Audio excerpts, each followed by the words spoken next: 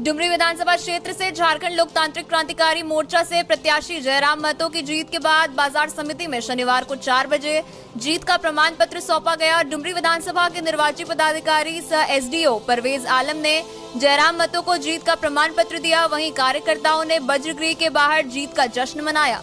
समर्थकों ने खूब नारेबाजी और आतिशबाजी की। इस मौके पर समर्थकों ने जयराम महतो को कंधे पर बैठाकर खुशियां मनाया।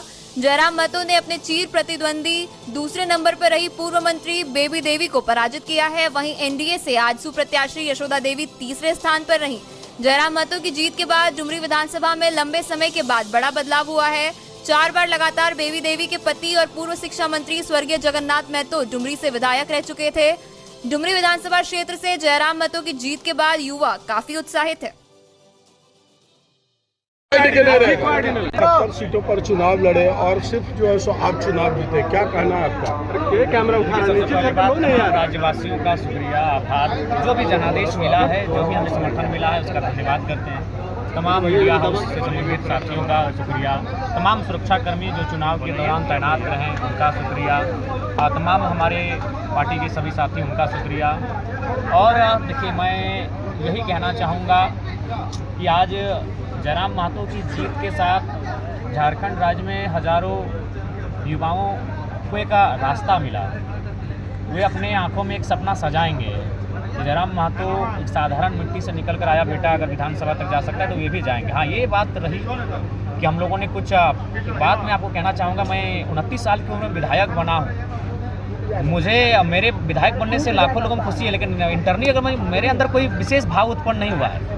क्योंकि मैंने इन 3 सालों में जनता के दुख दर्द तकलीफ को इतना देखा है कि मेरे अंदर जो कुछ भाव होते हैं, उन भाव को भी मैं समझ नहीं पा रहा हूँ कि विधायक बनने की एक ललक होती है। और जहाँ तक आपने जो कहा, हमें लगता है कि अगर समय मिलता, क्योंकि मेरा मानना है, देखिए आज चंदन क्यारी हम लोगों ने अमर बावरी को पछाड़ा, ठीक है, हम लोग दूसरे स्थान पर रहे। अगर मेरा कार्यक्रम हो जाता तो चंदन क्यारी सीट को विन करते हैं। बेरमो हम दूसरे स्थान पर रहे, लेकिन आपको ताज्जुब होगा, बेरमो में मैंने केवल 18 तारीख को कार्यक्रम किया। ये तो हद है कि जो एक टॉप मोस्ट सीट थी हमारी, वहाँ मैंने एक ही कार्यक्रम दिया है, वो भी 18 तारीख को दिया है। अगर हमारे पास समय होता, और सबसे महत्वपूर्ण बात है सिद्धांत, अगर जयराम महतो सिद्धांत से हटकर थोड़ा सा भी राजनीति करता तो आज मेरे पास 7 से 10 सीटें होती। इसलिए होती, सिद्धांत में सबसे पहला चीज़ आया था कि मैंने कहा था कि हेलीकॉप्टर का उपयोग नहीं करेंगे। अगर हम सिद्धांत से हटकर हेलीकॉप्टर का उपयोग करते और हम अपने प्रत्याशियों के लिए प्रचार के लिए जाते हैं तो आज जीतने की संभावना भी पने सर जो रामगढ़ से थे 70,000 के आसपास लाए नहीं होता है विधानसभा में 70,000 वोट। तरुण महतो अच्छा खासा वोट लेकर आई ईचागढ़ से, गोमिया से पूजा महतो 60,000 के आसपास वोट लेकर आई। ऐसे बहुत सारी सीटें हैं जिनको हम जीत सकते थे केवल और केवल अपने सिद्धांत से समझौता करते। तो ऐसी बहुत सारी सीटें ऐसी थी जहां मंझे हुए लोग हमसे जुड़ रहे थे, किसी विधायक के बेटा जुड़ रहे थे, कहीं पूर्व विधायक हमसे डायरेक्ट जुड़ रहे थे, और उसमें हम जीत सकते थे। लेकिन हमने सिद्धांत को कहा कि हम लोग तो एक नई, हमारा मकसद सत्ता नहीं है, हमारा मकसद सिद्धांत है, हमारा मकसद परिवर्तन है। तो अगर जयराम महतो लीग से हटकर, सिद्धांत से हटकर अगर सत्ता के लिए राजनीति करता तो आज हम शायद सत्ता में होते हैं। क्योंकि अगर हम जितना बेहतर होते हैं उतना ये असेंबली होता, हंग असेंबली होता और किसी के पास मेजोरिटी नहीं बन पाती। तो ये चीज़ें रही। अब जयराम महतो सत्ता पक्ष की राजनीति करेंगे या विपक्ष की भूमिका निभाएंगे? चूँकि जेएमएम कांग्रेस को प्रचंड बहुमत मिला है, 55 सीट मिला है, आप सिंगल जीते हैं, 25 इंडिया गठबंधन है, इंडिया गठबंधन है। तो यार मोदी का हम चमचा है क्या कि हम इंडी बोलेंगे? इंडिया तो इंडी का है, एनडीए को 25 एनडीए बोल रहे हैं, आप गलत ही बोल रहे हैं। मोदी के चमचा इंडी बोल रहा है, इंडी बोल रहा है। मेरा ये कहना कि आप सत्ता पक्ष की राजनीति करेंगे या विपक्ष की राजनीति करेंगे?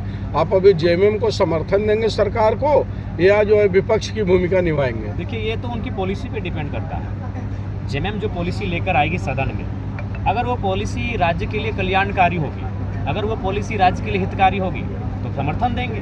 लेकिन राज्य के लिए अगर हितकारी नहीं होगी तो निसंदेह सड़क से लेकर सदन तक अपनी आवाज़ को बुलंद करेंगे, हम सदन में भी उनका विरोध करेंगे। तो ये डिपेंड करता है कि सरकार जो पॉलिसी लेके आती है और उस पॉलिसी को जनता का क्या फीडबैक मिलता है। क्योंकि हम लोग जनता की आवाज़ बन के सदन में जा रहे हैं, तो उस हिसाब से सरकार की नीतियों का समर्थन देना या ना देना उनकी नीतियाँ तय करेंगी।